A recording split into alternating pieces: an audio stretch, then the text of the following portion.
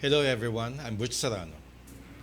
And I'm Daniza Lopez, and welcome to Face the Nation. Thank you, Danny. In our continuing series of understanding international relations in one of the farthest continents in the world, we are here today to know more about one of the fastest growing economic countries in Africa, Botswana. And to give you a little insight, Botswana is one of Africa's most stable countries in terms of being one of the world's fastest growing economies and one of the continent's longest multi-party democracy. A feat even more impressive when you consider that Botswana is one of Africa's most sparsely populated country. And to talk about all this and more, we welcome Botswana's ambassador, His Excellency Major General Motsilene Moraki.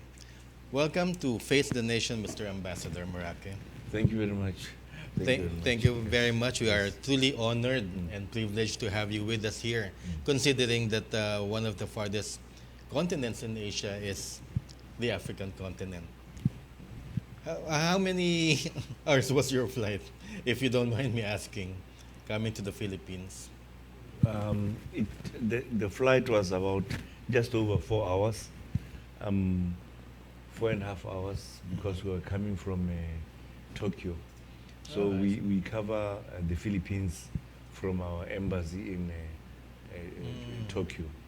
So from Tokyo, I'm responsible for 4 countries. Yeah. Yeah, that is Japan itself, South Korea, Thailand, and the Philippines. Yes. So, Mr. Ambassador, just this is our getting to know you portion. Most of the great diplomats in our history had some sort of a military background. Among them, I've read about Napoleon, who was a consul before, and one of my idols growing up during the Reagan administration was General Alexander Haig. During the 1980s, he was a military strategist, and he became a Secretary of State in the United States. Having a military background, how does that help in diplomacy? Is it because of a better temperament than the rest of us?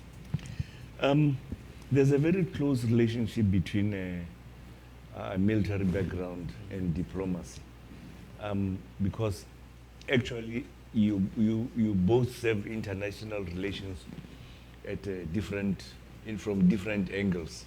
One, you serve it from the military angle, and the other one you serve it from a civil angle. And when you're in the military, before you do any operations, you have to have a very good understanding of the environment, because to solve any problem, whether politically or militarily, you have to understand what are the issues on the ground. And in the military, we are taught about various regions and what are the geopolitical situations prevailing in there, because you have to attend to every situation with a lot of empathy. I see. That's a great insight. Don't you think so, Danny? Yes. Mr. Ambassador, most of our Filipino viewers are curious to know more about your country since Africa have always been a place that has piqued Asian interest for many centuries. How would you describe the state of Botswana right now, which is one of the most beautiful areas on earth? And how has our diplomatic relations and understanding deepened in the last few years? Well, first of all, Botswana became independent in 1966. We were a British colony, and we were fortunate in that since we gained independence in 1966, we have always been a democratic state. Since 1966, we have held elections every 5 years without fail, all the time. And so actually we are the longest serving and continuous democracy on the African continent. Botswana is committed to conserve and protect wildlife. Can you share some conservation efforts that are in place? Botswana, yes, you are right. Botswana has a very big stake in conservation. especially the famous Kalahari Desert, right? It's the Kalahari Desert and to the northern part in the Chobe and the Okavango. And uniquely, we have put aside 1/3 of the country for conservation, which is a wildlife reserve. Animals, we have what is called game reserves. And in there, animals are conserved. We give them space, and so they are able to multiply without too much of a human disturbance. And we had the vision of understanding that wildlife conservation will bring about in the future benefits from tourism. So tourism in Botswana is the second largest source of revenue for the country. Well, I'm sure your tourism areas are very, very beautiful. And here in the Philippines, we hold Africa as one of the great countries that has maintained or preserved its wilderness, not only through the years but through the decades as well. But may I go back to Botswana being a young democracy, and maybe a young democracy, but for the past few decades, you have had the reputation of having incorruptible leaders and also a very, very good track record in terms of human rights. How do you attribute this? Is it because of the present administration, or is it because of your belief in the goodness of mankind? Yes, Botswana, we're very lucky in that our original leadership, we had very principled leaders right from the time we got independence. Even before independence, we had a lot of consultation between the leadership in terms of the chiefs and the people, and we always discussed everything. The concept of democracy to Botswana is not new. We have traditionally held a system whereby we discuss everything. And by their nature, the people of Botswana are not selfish people. We have a very strong family system.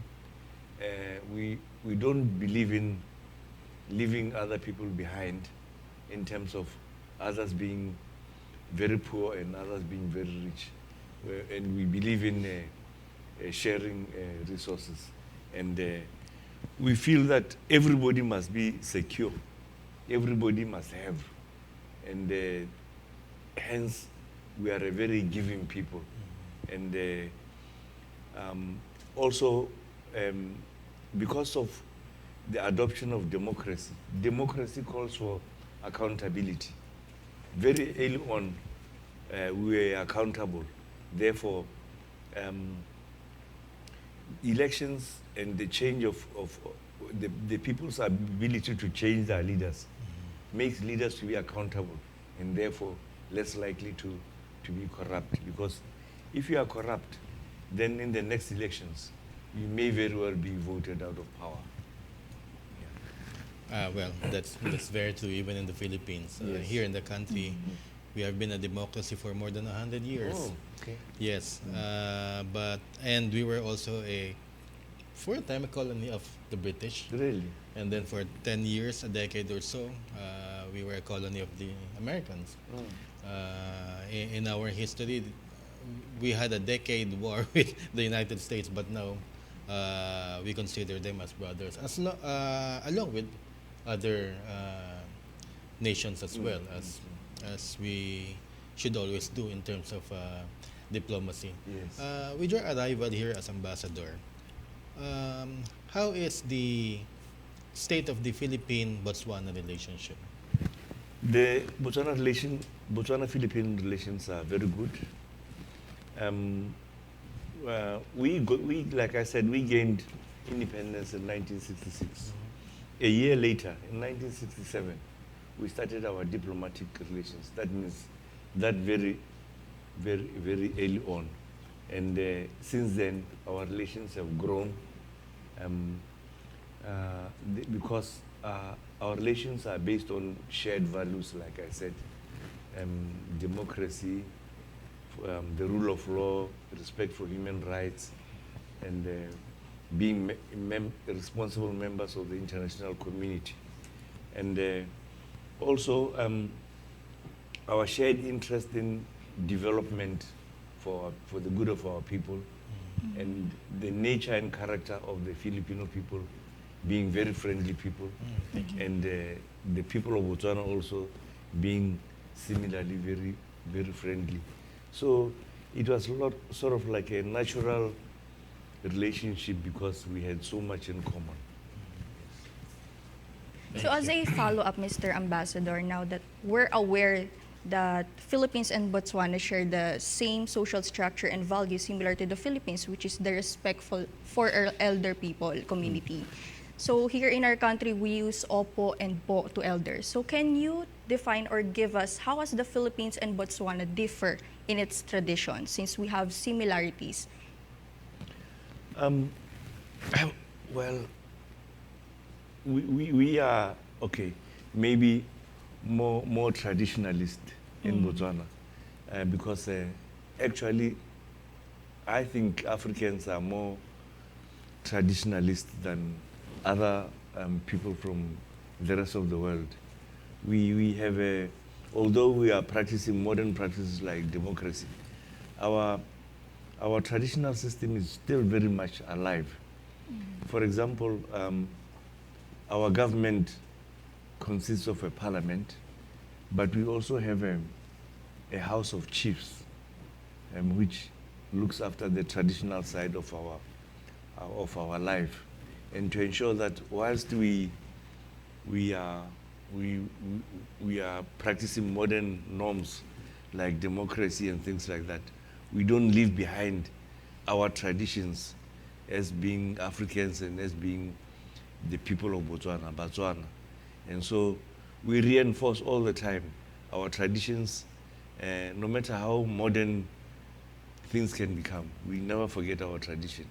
And those traditions are what keeps together the fiber of our society. Yeah.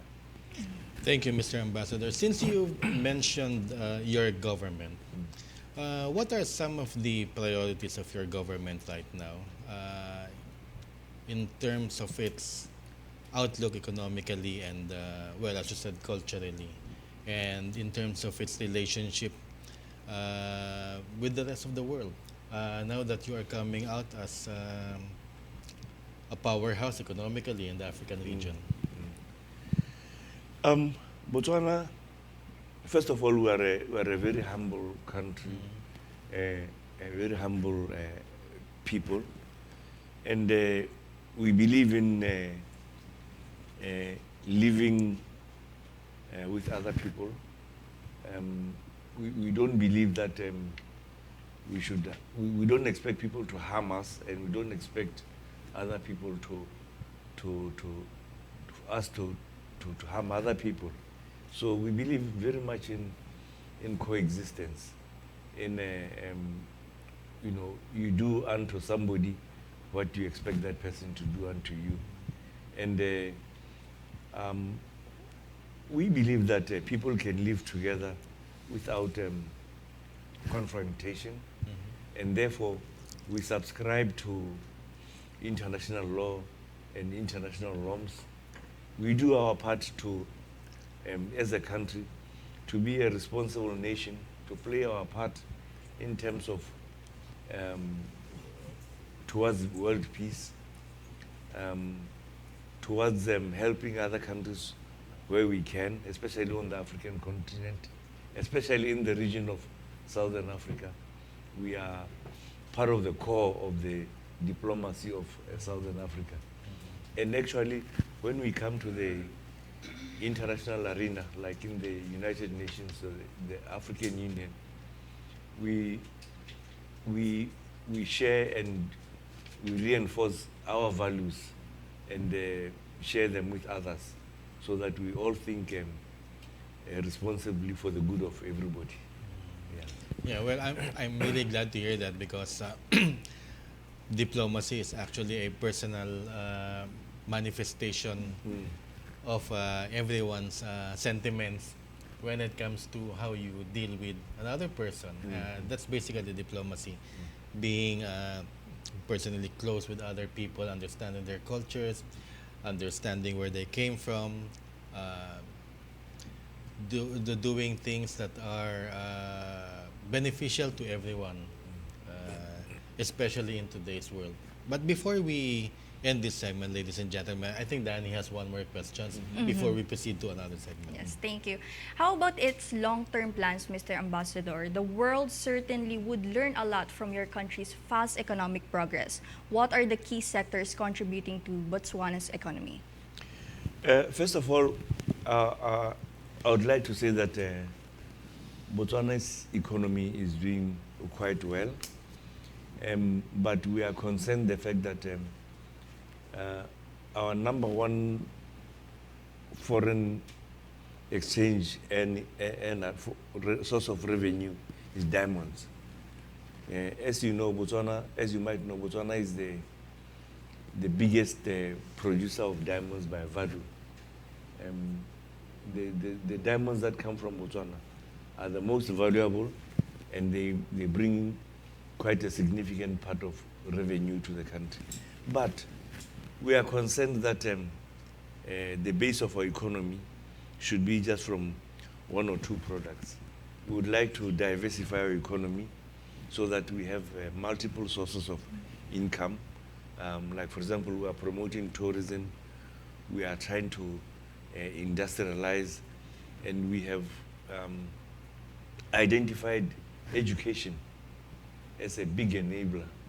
And so we have introduced free education in Botswana. We want to have skills in Botswana. And actually, one of the things that we would like to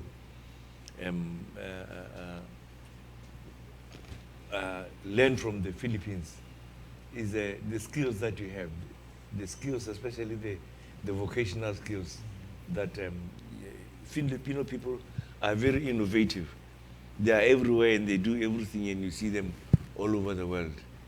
And so in the long term, we want to have a very balanced economy, an economy that is sustainable, to make sure that tomorrow, when diamonds are no longer there, we've got other multiple sources of income. Okay, thank you, Botswana Ambassador and Major General Motsilene. Moraki. More to come as we take a quick break here on Face the Nation.